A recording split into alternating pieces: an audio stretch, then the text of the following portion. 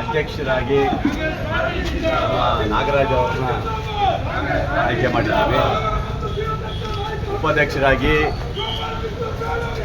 ಚಂದ್ರಕಲಾ ಅವರನ್ನ ಆಯ್ಕೆ ಮಾಡಿ ಇವತ್ತು ಅಧ್ಯಕ್ಷರಾಗಿ ಮಾಡಿದ್ದೀವಿ.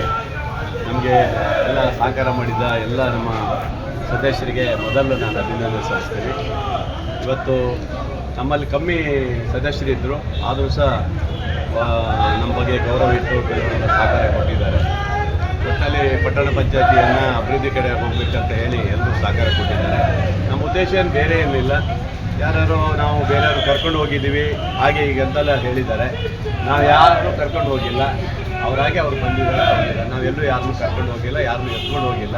ಅವ್ರೇನಾದ್ರು ಸ್ಟೇಟ್ಮೆಂಟ್ ಕೊಟ್ಟಿದ್ದಾರ ಕರ್ಕೊಂಡು ಹೋಗಿದ್ದಾರೆ ಅಂತ ಹೇಳಿ ಸುಮ್ಮನೆ ಹಬ್ಬಿಸ್ತಾರೆ. ಆ ಥರ ಏನೂ ಇಲ್ಲ, ಪ್ರೀತಿಯಿಂದ ಬಂದಿದ್ದಾರೆ.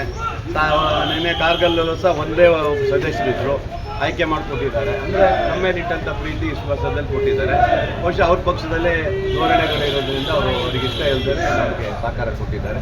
ನಾನು ಇವತ್ತು ಅಧ್ಯಕ್ಷರಿಗೆ ಉಪಾಧ್ಯಕ್ಷರಿಗೆ ನಾನು ಅಭಿನಂದನೆ ಸಲ್ಲಿಸ್ತೇನೆ. ಈ ಒಂದು ಪಟ್ಟಣ ಪಂಚಾಯತ್ ವ್ಯಾಪ್ತಿಯಲ್ಲಿ ಸುಮಾರು 11 ವಾರ್ಡ್ಗಳನ್ನು ಸಹ ಅದ್ಭುತವಾಗಿ ಅಭಿವೃದ್ಧಿ ಮಾಡುವ ಕೆಲಸದಲ್ಲಿ ನಾವು ಮಾಡಬೇಕು. ಇವರು ಸಹಕಾರ ಬೇಕು, ಎಲ್ಲರೂ ಒಟ್ಟಾಗಿ ನಾವು ಸಹಕಾರ ಕೊಡಬೇಕಂತ ಕೆಲಸ. ಅಧ್ಯಕ್ಷರಾಗಿ ಆಯ್ಕೆ ಆಗಿದ್ದಾರೆ, ಏನು ಹೇಳ್ತೀರಿ ಅಭಿವೃದ್ಧಿ?